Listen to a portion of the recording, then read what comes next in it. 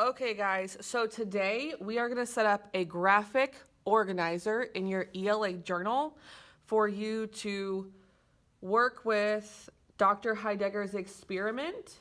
You should have already read it once. You are going to go back through for a close read to organize some of the different elements of the story so that you better understand it. So we're going to break it down a little bit using this graphic organizer. This is going to be something that you do in my class throughout the school year with every novel or short story that we read. This is actually something that I started doing for myself when I was in college and I was trying to study and, understand things as an English major. And this is how I figured out I best understand and keep track of stuff in what I read. And it worked out so well for me. I started doing it with students, and the kids that are using it and putting an effort into it, last year they really, really liked it, and they said that it felt like it helped them study and it helped them better understand. So you are going to do what I just did. Draw a line across the middle of the page, so you're doing 2 pages. A line across the middle, do a line across the, down through the top, and then here like this. So you're making an I on this page and an upside down T on this page.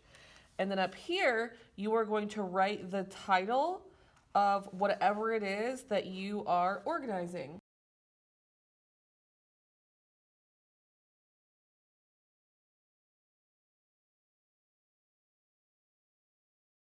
There you go. And then in this box, I'm going to label it vocabulary. This box is going to be connections and questions. This box is going to be characters.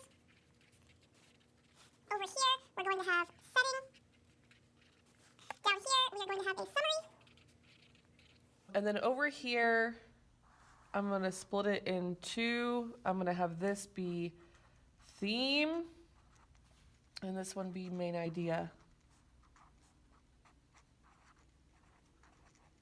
Because we are working a lot in 8th grade on understanding the difference between those 2 things.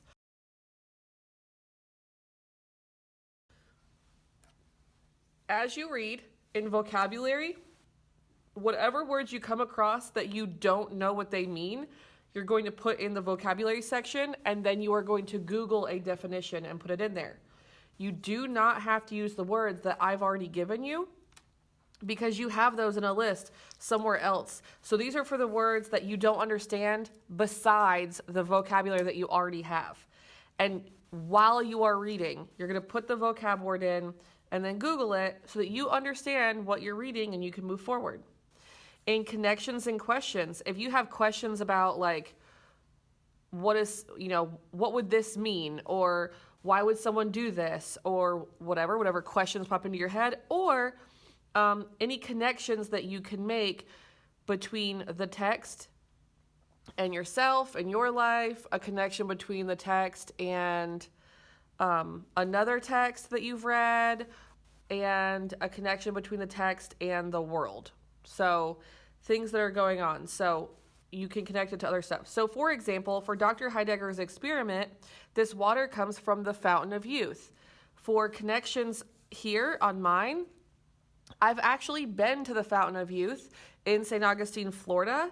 And so I would write, Fountain of Youth in St. Augustine, Florida. I've been there, or something about my experience going there, whatever. So you're just going to make connections. You are required to make connections. That's not it. Don't say I didn't make any or leave it blank. You have to put connections and or questions in the box. Same with vocabulary. The characters, every time you meet a new character, you are going to write their name down.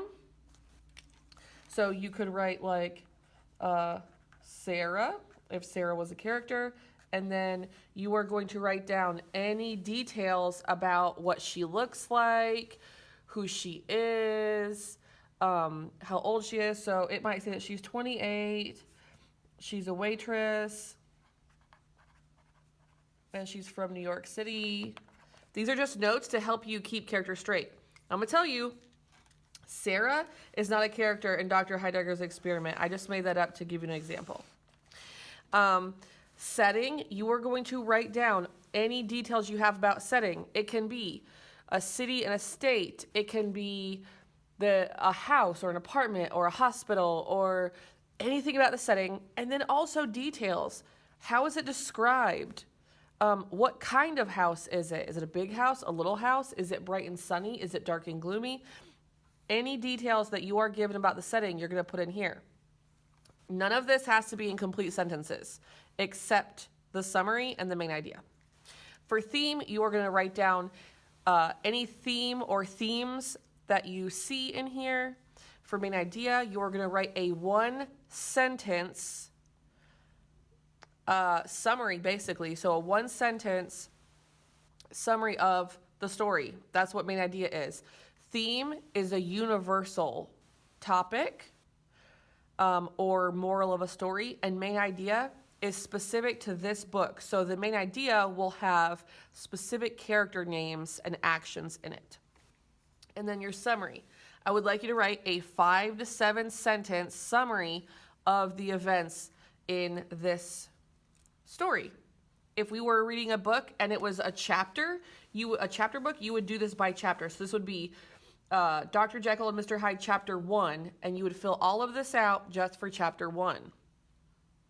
If you have any questions, please don't hesitate to email me or reach out. I do encourage you to put an effort into this, and it can definitely help you better understand what you read. When you are done with this graphic organizer, take a picture where I can see. You can even scan it, would be even better, and upload it to the correct place in Canvas